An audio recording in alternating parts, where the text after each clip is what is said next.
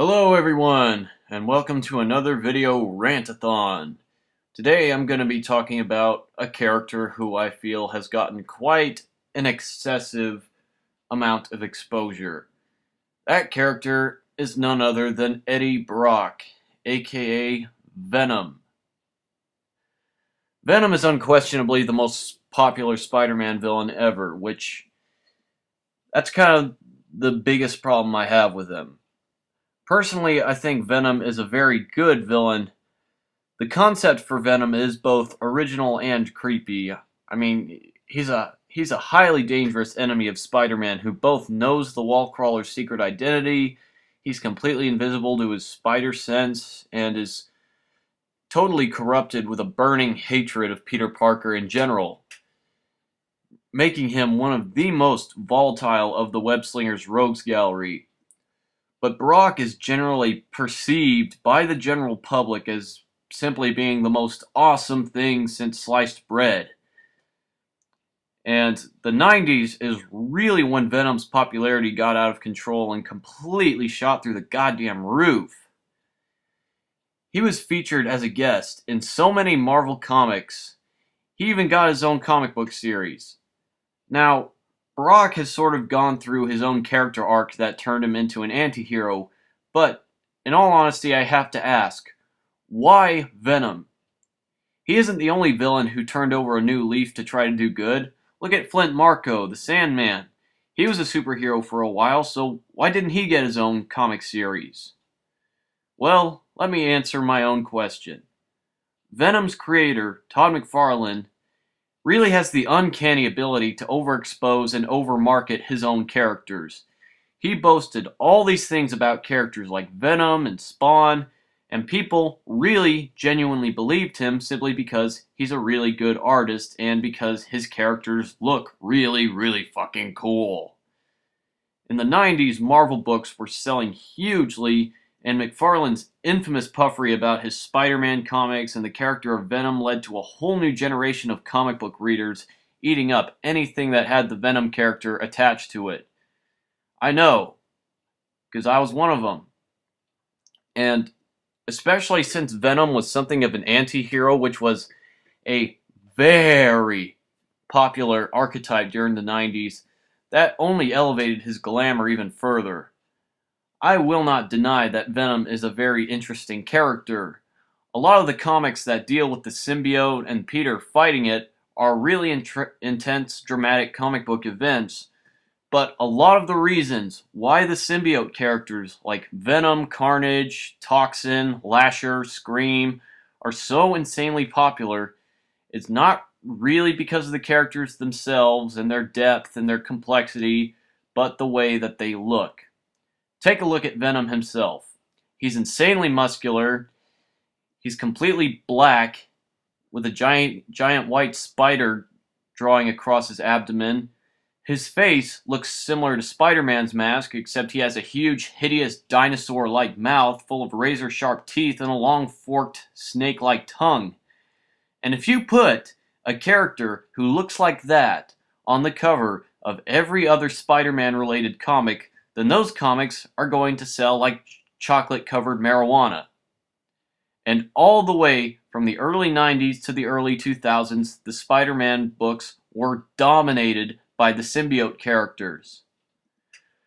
Now let's take a look at Cletus Cassidy, aka Carnage. A very good villain, but honestly, he is not that interesting of a character. What does he do? He enjoys killing. He enjoys causing death and destruction. That's passable for a villain motivation, but it doesn't really go much further than that. And I'd bet money that he's a lot more popular than Brock. I suppose I should quit dilly-dallying around and actually get to the point here. What I am trying to say here is that even though most comic book fans argue that neither Carnage nor Venom have been used very much in recent years, that's not the point I'm trying to make. The point here is that most casual Spider-Man fans only want to see Carnage and Venom.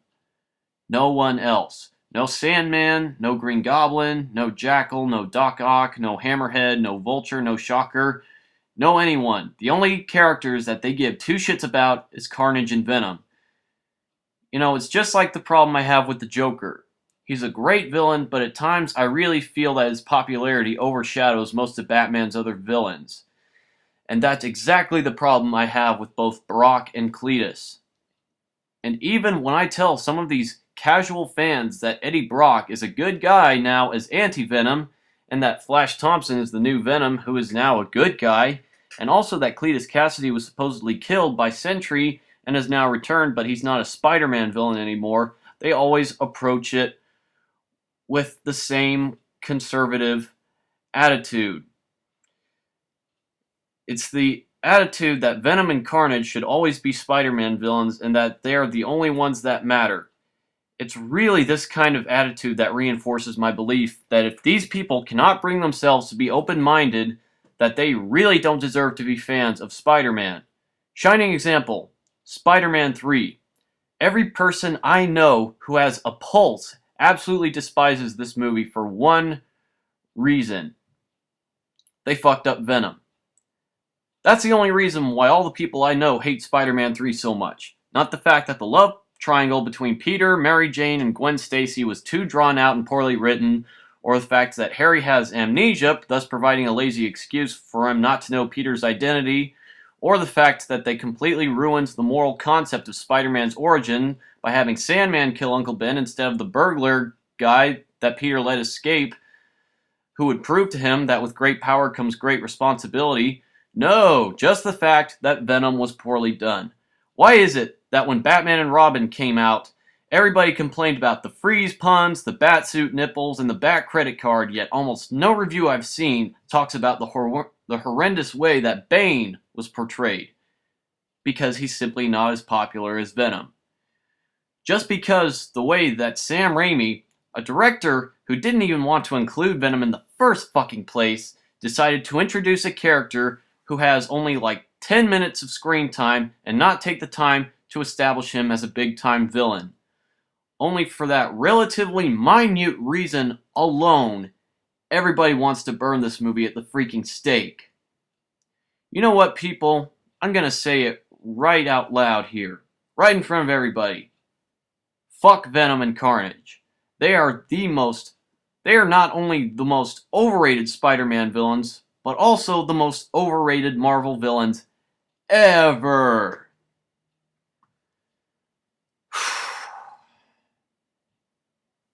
I feel a lot better now. So, yeah. Hopefully this will spark an interesting discussion here. Be sure to leave a comment telling me what you all think of this little discussion here. So, see you later, everyone.